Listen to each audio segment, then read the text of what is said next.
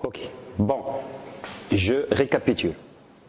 Donc, dans la série numéro 1, vous avez compris les formes différentielles, la détermination des équations d'état, des gaz réels, comment passer d'un gaz réel à un gaz parfait, la pression tend vers zéro.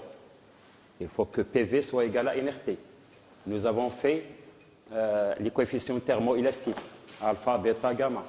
Nous avons démontré ce qu'on appelle la relation cyclique.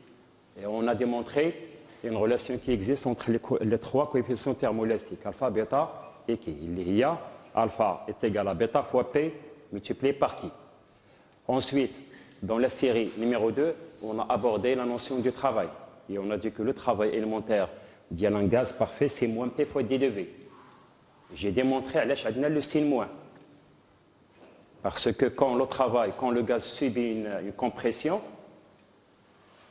la pression est toujours positive, D de V est négative, ou laquelle le gaz a reçu. Donc il faut mettre un signe moins, parce qu'il faut que le travail soit positif.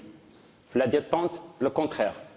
Mais bête, on a introduit une notion importante lorsqu'il s'agit d'une transformation irréversible. Et nous avons dit dans la série numéro 2 que quelle que soit la transformation, quand la transformation elle est irréversible, quand je comprime un gaz par exemple d'une manière rapide, le gaz ne voit que l'état final. Et on a dit que le travail de la transformation irréversible, par définition, irréversible, c'est moins la pression finale, facteur du volume final moins le volume initial.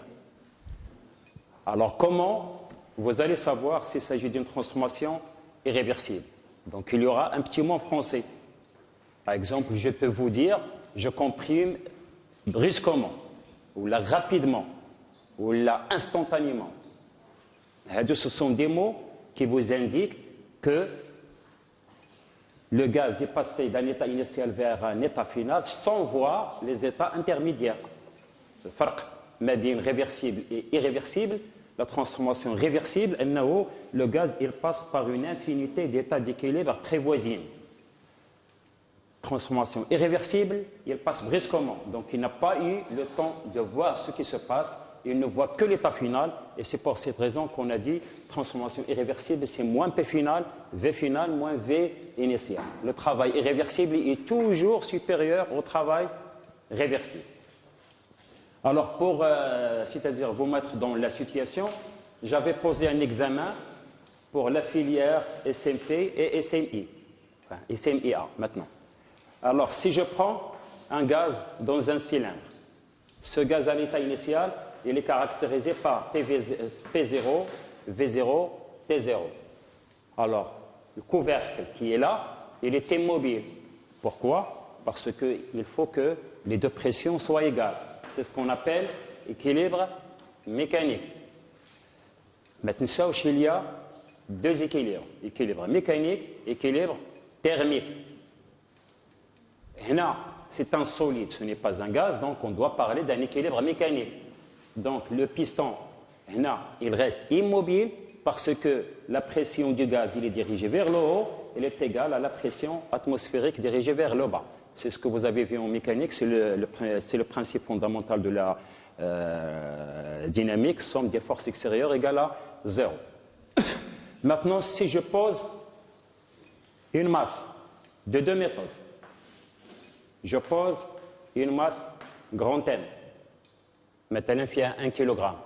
Alors ce qui va se passer, alors si je vous dis, et je pose très lentement la masse, mais je ne vais pas poser 1 kg, je vais la diviser par exemple en 1000 grammes. Je pose 1 gramme, 2 grammes, 3 grammes. C'est tellement léger que vous n'allez pas voir le déplacement du piston.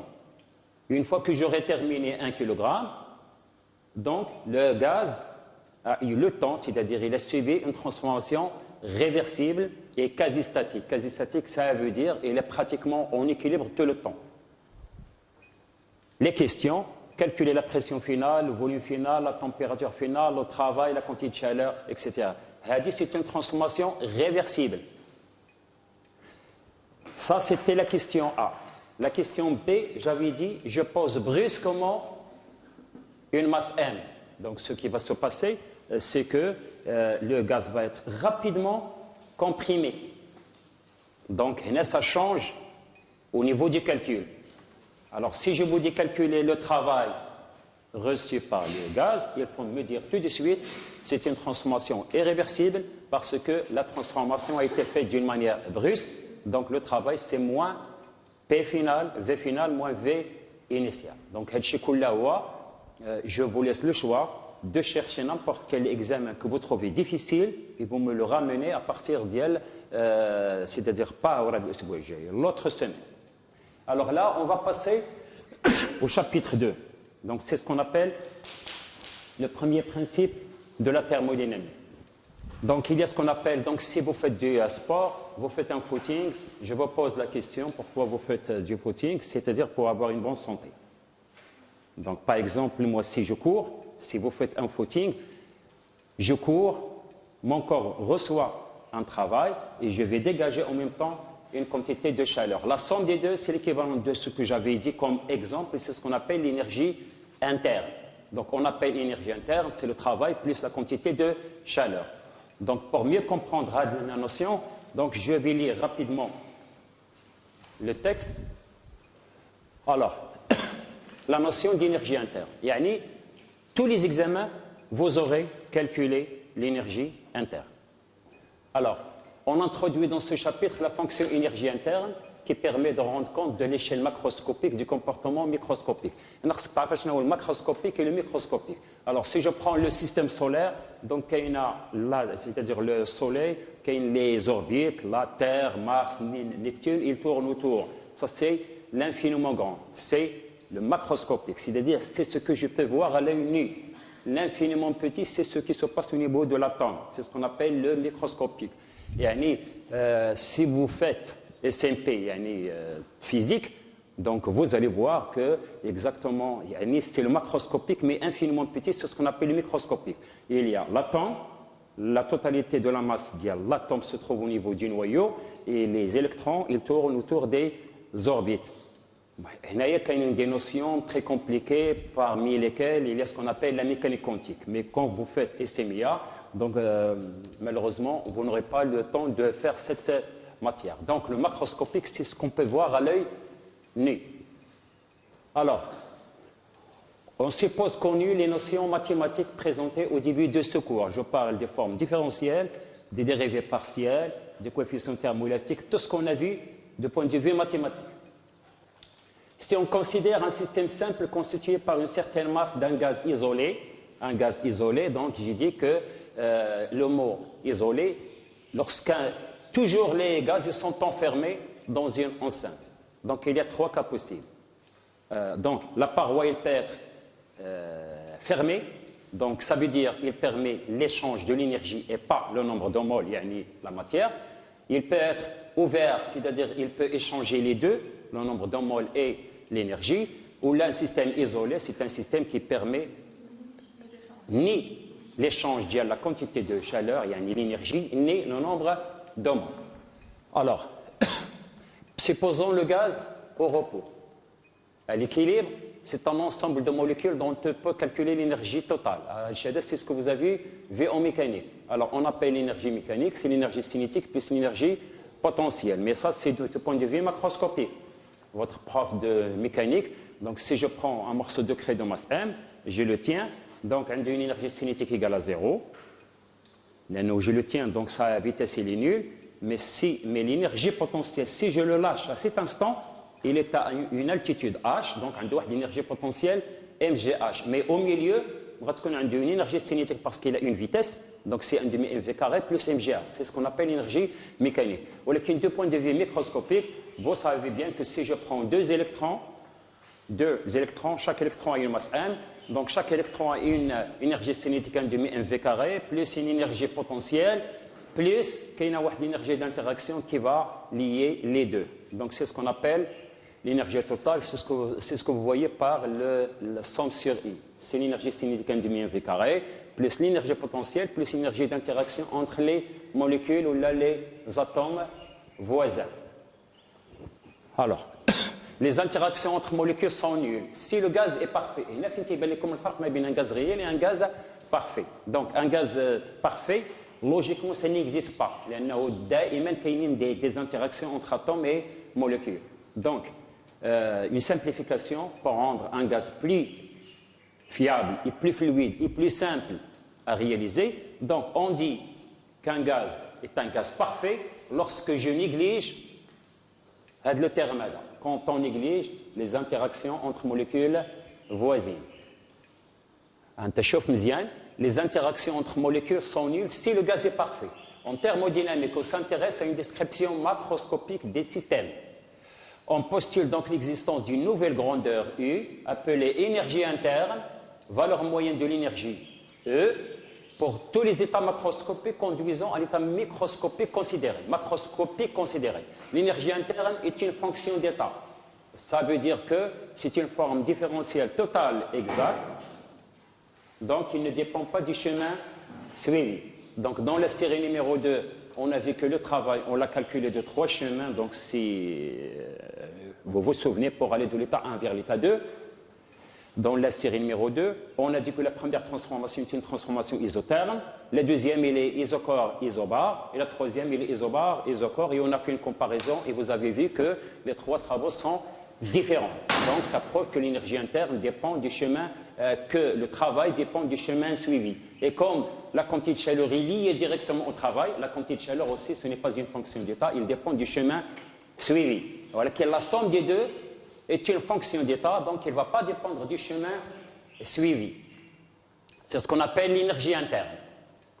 Alors, l'énergie interne est une fonction d'état macroscopique, c'est le premier principe de la thermodynamique. Le premier principe de la thermodynamique, c'est l'énergie interne est une fonction d'état qui ne dépend pas du chemin suivi, et on va voir qu'il ne dépend que de la température. Et si j'effectue un cycle, on va voir que l'énergie interne totale doit être égale à 0.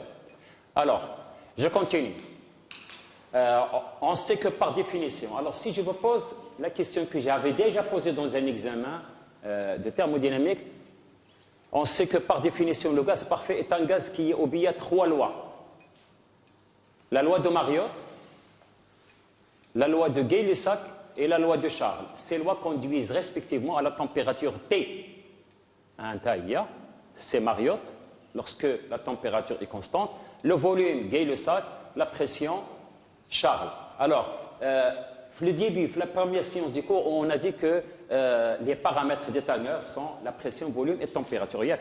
Lorsque je fais, c'est-à-dire si le système subit une transformation, alors je fixe un paramètre et je fais varier les deux. Donc, il y a 3 transformations. Isotherme, quand la température est constante. Alors, à l'état initial, P1V1 égale à nRT1, à l'état final, P2V2 égale à nRT1. Donc, P1V1 égale à P2V2. D'une manière générale, PV est égal à une constante. C'est ce qu'on appelle la loi de Mariotte. La loi de Mariotte, ça veut dire quand la température est constante. Tanine, nous avons dit que lorsque le volume est constant, ça s'appelle une transformation isocore. C'est ce qu'on appelle la loi de Gay-Lussac. Et la troisième, quand la pression est constante, c'est ce qu'on appelle la loi de Charles. Alors, qu'est-ce que ça veut dire un gaz parfait? Alors, par définition, un gaz parfait, c'est un gaz tel que, premièrement, je néglige les interactions entre molécules voisines. Deuxièmement, ce gaz doit obéir aux 3 lois qui sont la loi de Charles, la loi de Mariotte et la loi du Gay-Lussac, et tel qu'il va obéir à une équation qu'on appelle l'équation d'état d'un gaz parfait. Ça veut dire PV égale à nRT. P, c'est la pression en pascal. V, c'est le volume en mètre cube. N, c'est le nombre de mol. R, c'est la constante universelle des gaz parfaits, il y a 8,32. Et T, c'est la température absolue, il y a en Kelvin. Alors, le premier principe. Notre système ne peut changer à l'extérieur que soit un travail, soit une quantité de chaleur. Ils sont liés. Notre système peut, avec l'extérieur, soit échanger un travail en long note W, يعني ماشي يعني oméga بحال هذا الشكل. هذه راه في la mécanique, c'est une pulsation. C'est بحال هكا, ça c'est un travail en thermodynamique, يعني au majuscule. Soit une quantité de chaleur, on la note grand coulomb. Si le travail est positif, la quantité de chaleur va être négative.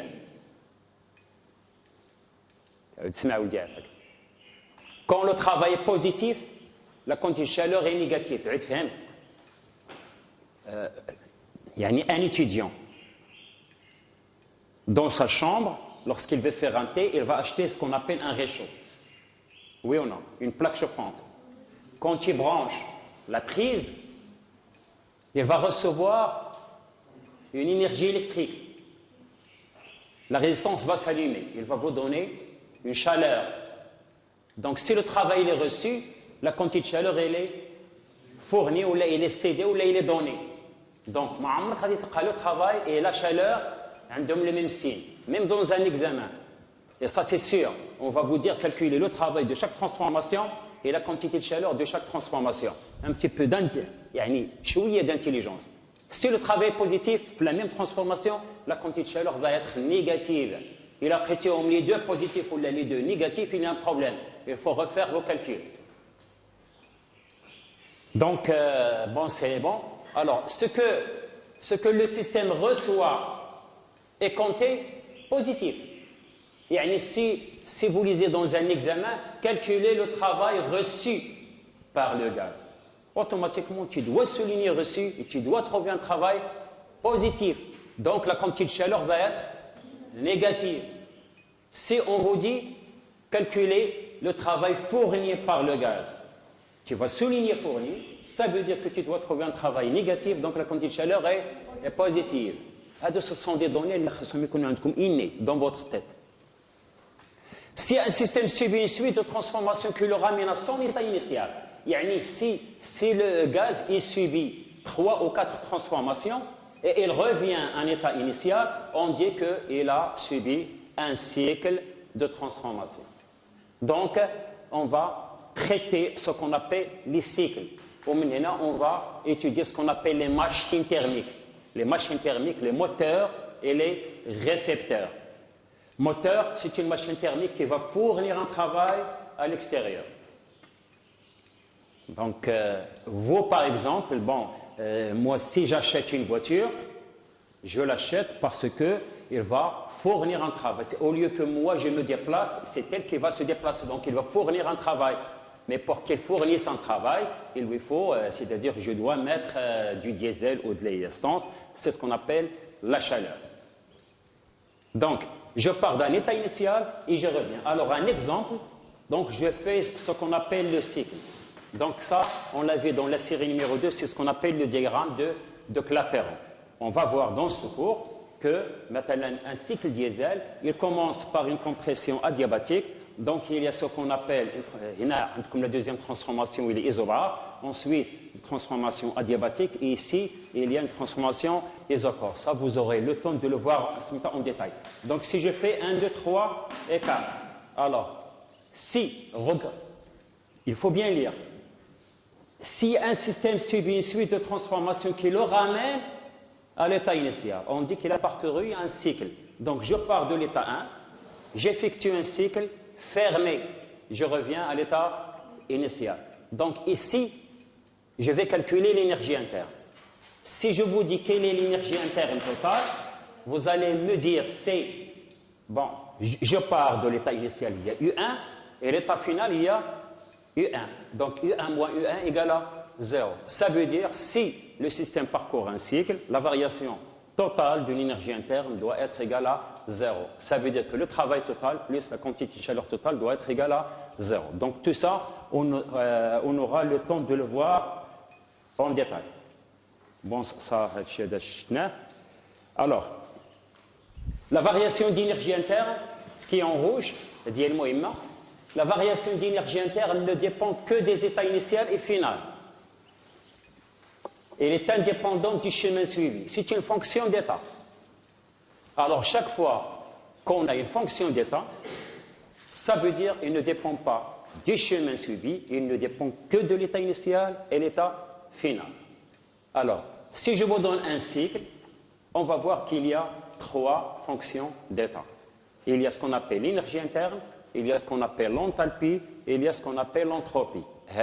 Si je vous donne un cycle fermé, tous les cycles, le mot cycle, ça veut dire qu'il est fermé. Si les bons étudiants, c'est-à-dire on va louer le cycle là, je peux vous dire calculer des températures, des pressions, des volumes, calculer le travail, la quantité de chaleur, etc., etc. Et à la fin, je vais vous dire calculer le travail de chaque transformation, calculer la quantité de chaleur de chaque transformation. Par exemple, et je m'arrête là.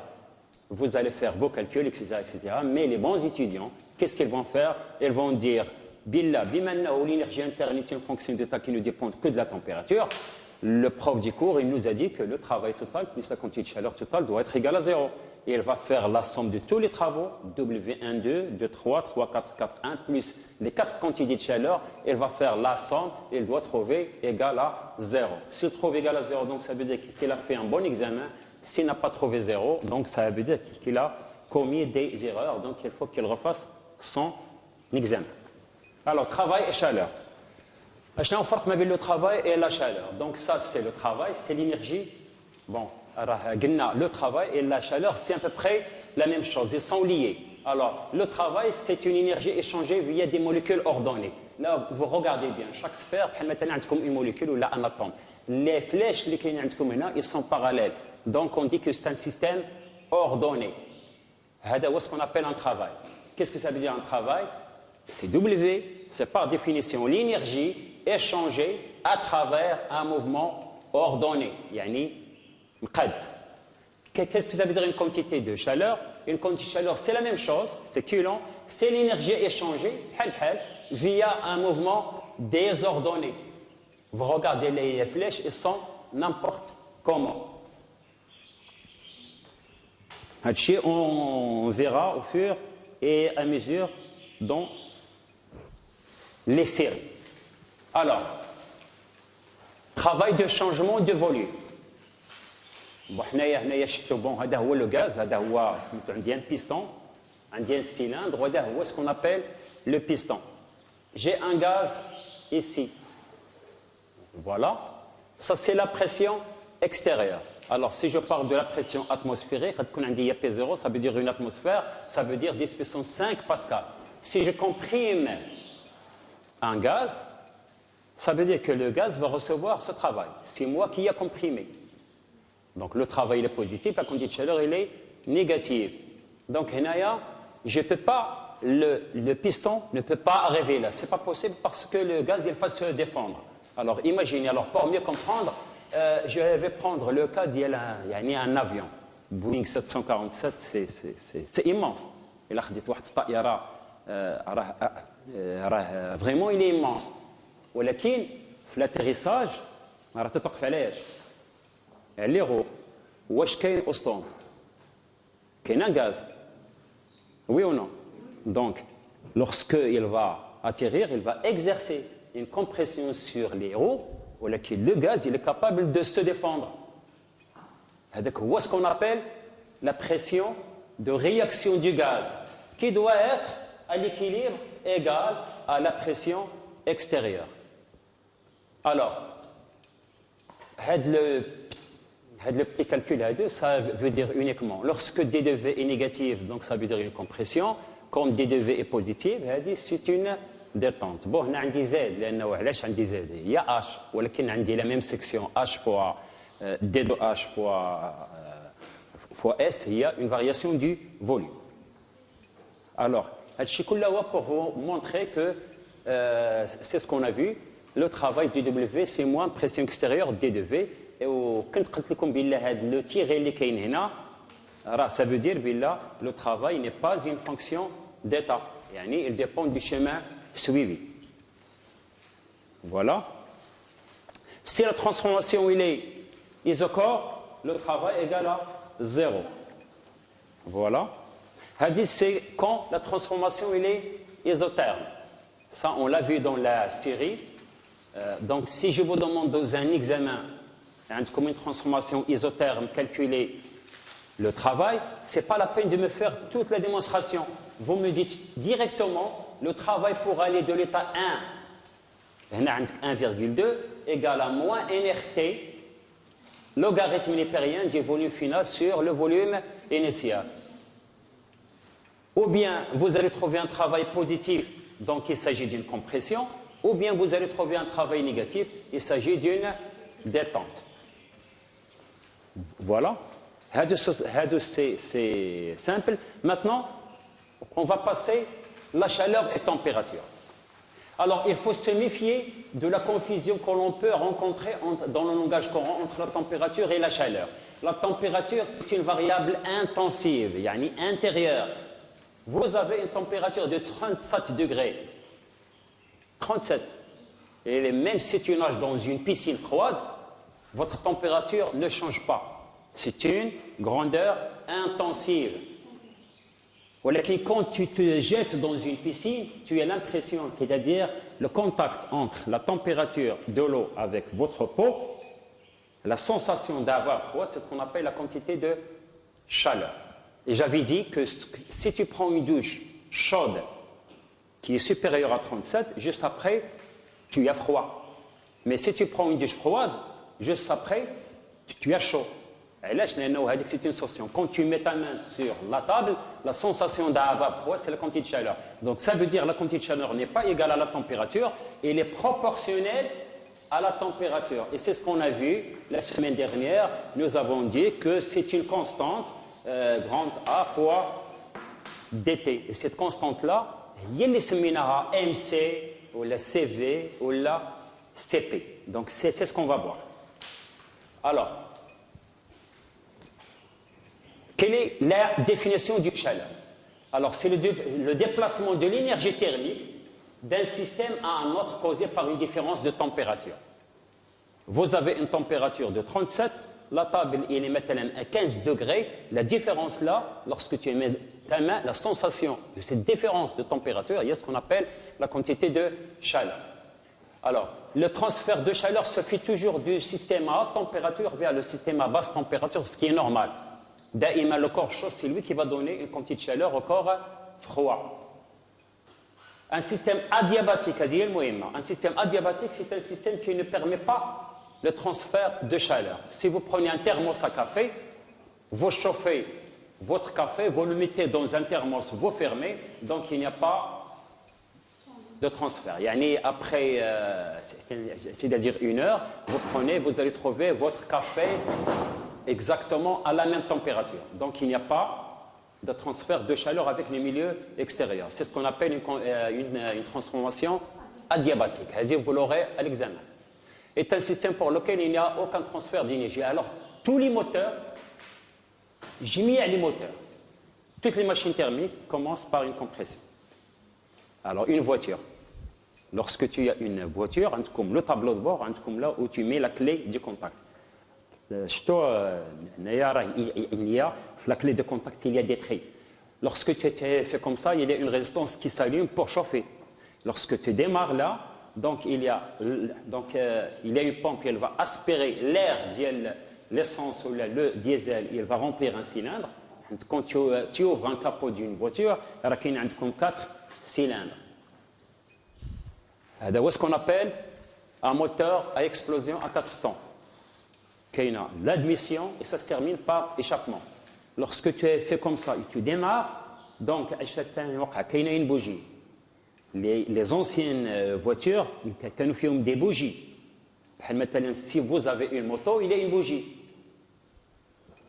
Lorsque tu fais comme ça, donc la bougie, elle permet l'allumage. Donc là, le gaz, il va s'allumer, donc il va brûler le gaz et la voiture, elle démarre. C'est ce qu'on appelle la compression.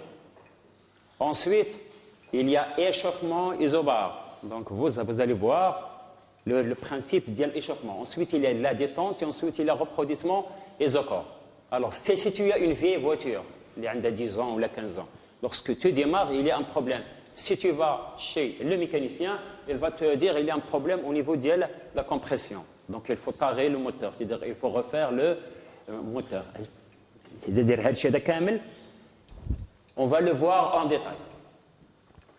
Donc, ça c'est le système adiabatique, ça c'est la paroi. Lorsqu'il n'y a pas d'échange avec le milieu extérieur au niveau de la quantité de chaleur, on dit que c'est un système qui est adiabatique.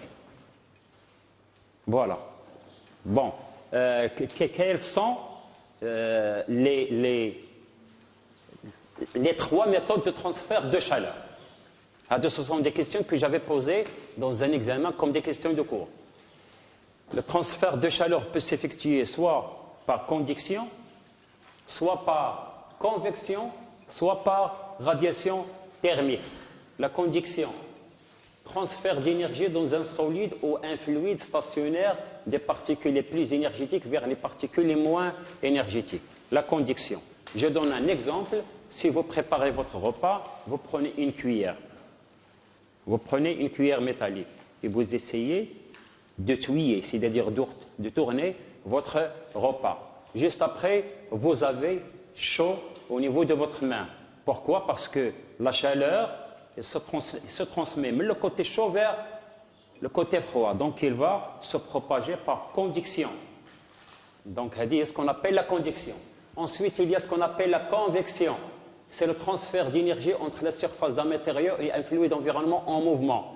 مثلا في la mer, le bahar, les vagues, le mouage, donc l'eau là, c'est-à-dire il se transfère, le froid là, il se transfère par convection. Les molécules, ils tournent. Si vous prenez une casserole d'eau et vous la faites bouillir, à un moment donné, vous allez voir des bulles. Il y a ce qu'on appelle la convection. Donc, il tourne. Donc, il y a transfert de chaleur par convection. Ensuite, par radiation thermique, énergie émise par onde électromagnétique, donc il est en train de tricoter, et la froid, donc elle reçoit une quantité de chaleur par radiation thermique. Donc, le soleil, par exemple, nous ici, donc il fait un peu froid, 11 degrés ou 15 degrés, donc on a froid, on attend le soleil, tu sors dans la cour pour recevoir une radiation thermique, pour recevoir cette chaleur. Est-ce que c'est clair? Donc, si je vous pose la question, quelles sont les 3 méthodes de transfert de chaleur? Il y a la conduction, la convection et le rayonnement thermique. Alors, quelles sont les 3 quantités de chaleur qu'on a dit la dernière fois? Il y a 3 quantités de chaleur. Il y a D de kg égale à CVDT plus LDV. Il y a D de kg égale à CPDT plus HDP. Et nous avons D de kg égale lambda dP plus 1000 fois dV. Alors, CV et CP, c'est ce qu'on appelle les capacités calorifiques à volume constant et à température et à pression constante. Alors, L, H, lambda et M, c'est ce qu'on appelle les coefficients calorimétriques. هذوما les quantités de chaleur.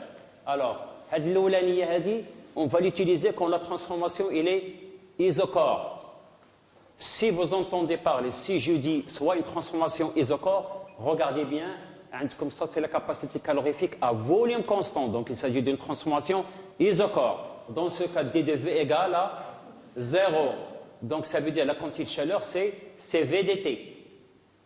Si la transformation est isobare, vous utilisez 7, Or, D de P égale à 0. Donc, la quantité de chaleur, il y a D de kg égale à CPDT. Et celle-là, juste après la démonstration quand il s'agit de la transformation adiabatique. La quantité de chaleur égale à 0. Et on va voir que lambda D de P, lambda dV plus 1000 fois D de P égale à 0. Donc, les coefficients CV et CP sont appelés capacités calorifiques respectivement en volume constant et pression constante du système et s'expriment en joules Kelvin-1. Donc, dès que je prononce transformation isochore, D de kg égale à CVDT. Ou la N CVDT si le nombre d'homos n'est pas égal à 1.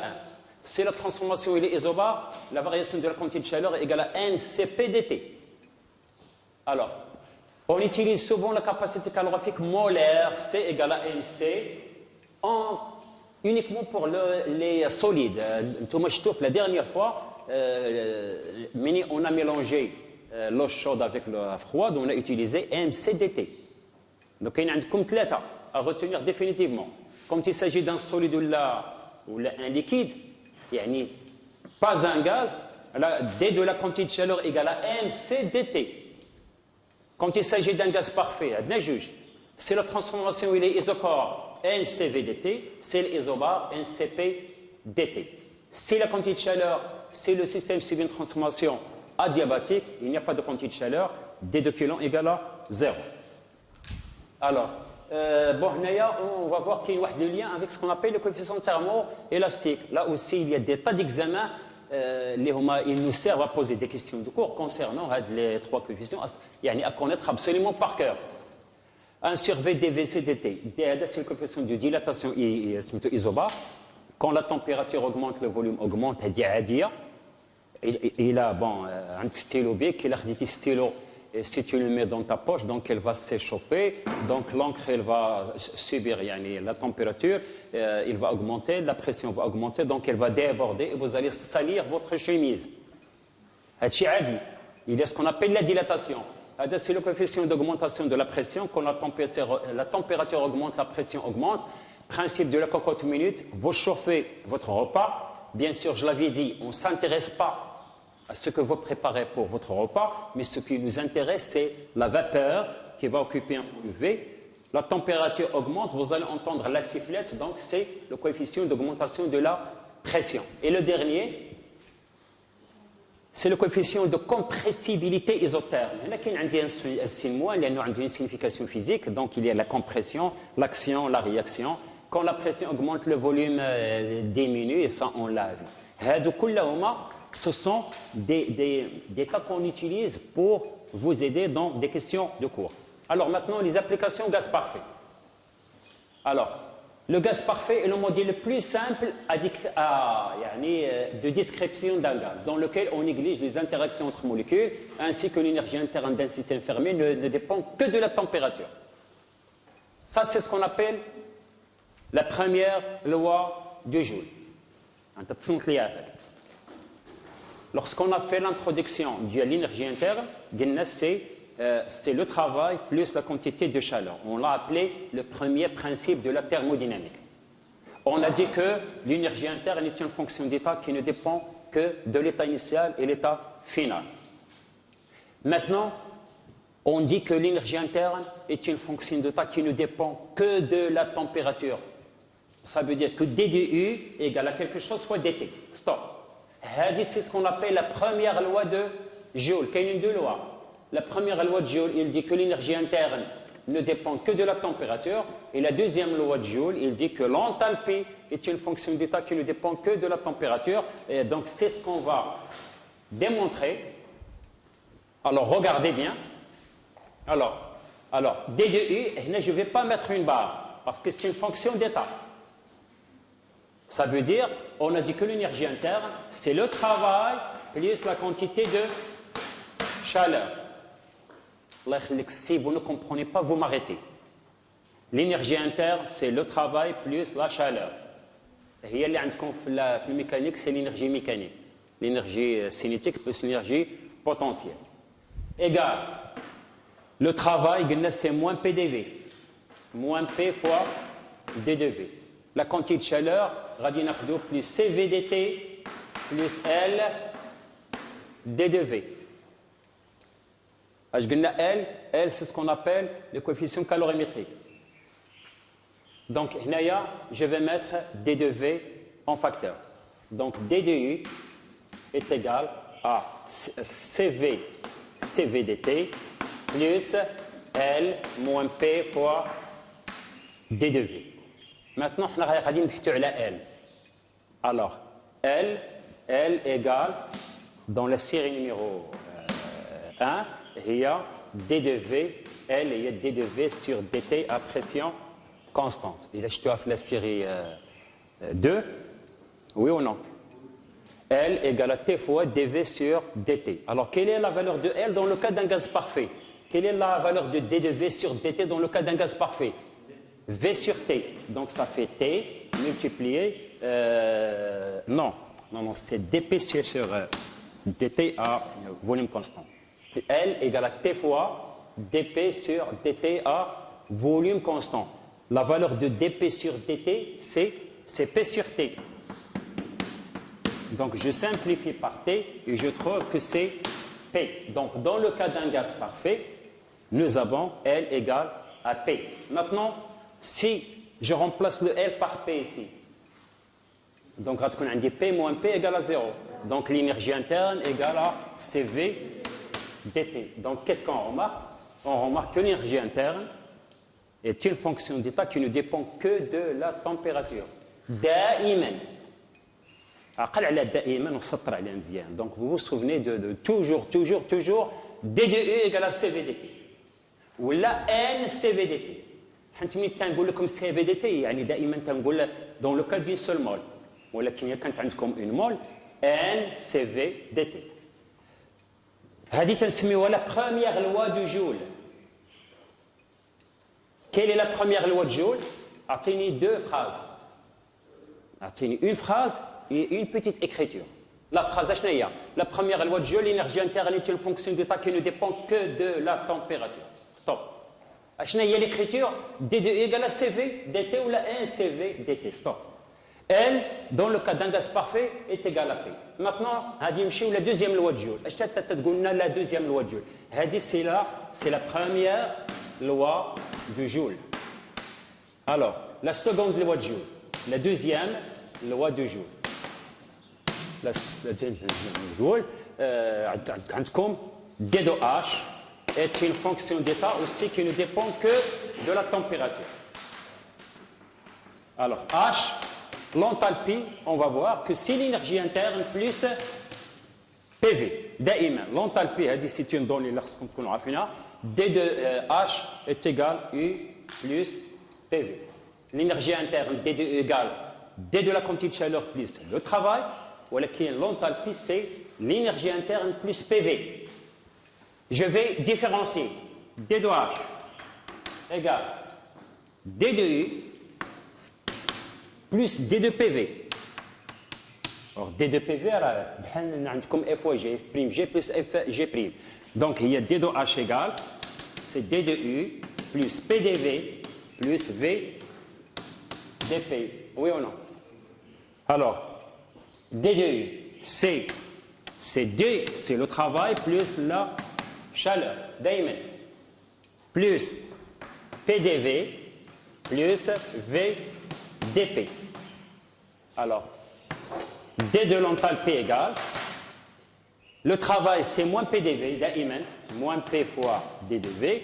Et maintenant, je vais prendre la deuxième quantité de chaleur, هنا خديت CVDT. Pour l'enthalpie, غادي ناخذ CPDT plus CPDT plus HDP. Donc, il y a la quantité de chaleur. C'est la quantité de chaleur. Donc, HDP plus PDV plus PDV plus VDP plus V fois DDP. Nous avons moins PDV plus PDV, donc ça vous fait 0. Donc D de H égale CPDT. Et je vais mettre DP en facteur. Donc il y a H plus V fois D de P. Donc c'est l'enthalpie. Or, dans le cas d'un gaz parfait, nous avons trouvé que H est égal à moins T fois D de V sur DT à pression constante. Donc si vous regardez dans la série, vous allez trouver que H égale, non, le petit h, c'est moins T dV sur dt à pression constante. Quelle est la valeur de dV sur dt? C'est V sur T, donc ça fait moins T, V sur T, je simplifie, il y a moins V. Si je remplace ici, donc ça fait 0. Et on trouve que D de H égale à CP dt. Il y a quand une mole, ou il y a quand une mole, ça fait N CP dt. Donc, moralité, comme deux lois de Joule. La première loi de Joule, l'énergie interne est une fonction d'état qui ne dépend que de la température égale à CVDT ou la 1 CVDT. Quelle est la deuxième loi de Joule? L'enthalpie est aussi une fonction d'état qui ne dépend que de la température et est égale à 1 CP dt. Yani, si je vous donne un cycle, si je vous dis calculer l'énergie interne totale, il faut que vous trouviez 0, obligatoirement. Ça veut dire que le travail total plus la chaleur totale doit être égale à 0. J'ai combien de travaux là? On dit 1, 2, 3, 4, parce que j'ai 4 transformations. On va prendre W12 plus W23 plus W34 plus W41. Donc, W total, c'est la somme. La quantité de chaleur Q12 plus Q23 plus Q34 plus Q41. Si, par exemple, Si je trouve par exemple que le travail total égale moins 2740 joules, la quantité de chaleur totale égale à plus 2440 joules. L'ex diala, la somme doit être égale à 0. Parce que l'énergie interne totale doit être égale à 0. Il y a que l'énergie interne il ne dépend que de l'état initial et de l'état final. Alors, l'état initial, il y a 1. Et il va revenir 1. Donc, l'état initial, la température, l'état initial, il y a T1. Et la température, l'état final, il y a T1. Donc, T1 moins T1 égale à 0. Est-ce que c'est clair? Alors, donc, donc, en détail dans le livre. Donc, c'est la première loi de Joule. C'est la deuxième loi de Joule. Bon. Si je prends D de U, alors, D de U égale à CV dt. Donc, ça veut dire que CV est égal à D de l'énergie interne sur dt. Oui ou non? C'est-à-dire, il y a la première loi de Joule. Est-ce que c'est clair? La deuxième loi de Joule, D de H égale à CP dt. والله يخليكم هنا راه عندي 1 mol. إذا كانت عندكم 1 mol, il faut mettre N. Donc ça veut dire que CP égale à D de H sur dt. Oui ou non? Maintenant, je vais faire CP moins CV. C'est ce qu'on a fait dans la série numéro 2. Et on appelait la loi de Mayer. Et on l'a démontré. CP moins CV égale à D de H sur dt moins D de U sur dt. Ça fait D sur dt de H moins U. H moins U. Or, H, il y a l'énergie interne plus PV. Ça veut dire que H moins U égale à PV. Si je remplace ici, non, donc je continue ici. Donc si je continue ici, donc CP moins CV, alors H moins U égale à PV. Et il y a D de PV sur dt. Or, d'après l'équation d'état du gaz parfait, quelle est la valeur de PV? Il y a RT. On a 1 mol. RT. On va remplacer par RT. R est une constante. dt sur dt égale à 1 et on trouve que ça fait R. Dans le cas où j'ai N mol, on va trouver que Cp moins Cv est égal à N R. Donc, c'est ce qu'on appelait la loi de Mayer. C'est ce qu'on appelle la loi de Mayer. Donc, c'est ce que vous voyez ici. Tanien, on a vu que, par définition, il existe un coefficient qu'on appelle gamma. Et on a dit, c'est la constante adiabatique. Donc, alors on sait que, par définition, gamma, chaque fois que vous aurez une transformation adiabatique, gamma. On va vous donner gamma. Il y a deux valeurs de gamma. Si le gaz il est monoatomique ou si le gaz il est diatomique. Alors, monoatomique, c'est 1,33. Et diatomique, ça veut dire 1,4. Si votre prof de thermodynamique, il est gentil, il va vous donner gamma égale à 1,4. Sinon, il va vous dire soit un gaz parfait diatomique, sans donner gamma. Et c'est à vous de savoir que lorsqu'il s'agit d'un gaz diatomique, gamma égale à 1,4. Et quand le gaz il est monoatomique, donc ça change, c'est 1,33. Alors, on sait que gamma, c'est ce qu'on appelle la constante adiabatique, c'est Cp sur Cv. Ça veut dire que Cp est égal à gamma Cv. Et je vais remplacer dans la relation de Mayer. Je vais remplacer Cv par gamma Cp, je vais la remplacer par gamma Cv moins Cv égale. Je vais mettre Cv en facteur, gamma moins 1 égale à Nr. Donc, on trouve que Cv égale à Nr sur gamma moins 1. Si vous avez une mol, c'est R sur gamma moins 1. Si vous avez N mol, c'est Nr sur gamma moins 1. وراه gamma il est supérieur à 1, donc les CP ou les CV sont positifs. Alors CP égale gamma CV, donc il suffit que je multiplie C par gamma. Il y a gamma NR sur gamma moins 1. Donc les capacités calorifiques à volume et à pression constante. Donc on a la première loi de Joule. L'énergie interne est une fonction d'état qui ne dépend que de la température دائما égale à CVDT ou la 1 CVDT. يعني ça dépend عندكم une mole ou la 1 mole.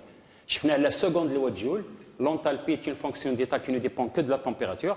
Par exemple, هذه واحد 3 ans, j'ai posé dans une question de cours montrer que CP moins CV est égal à NR.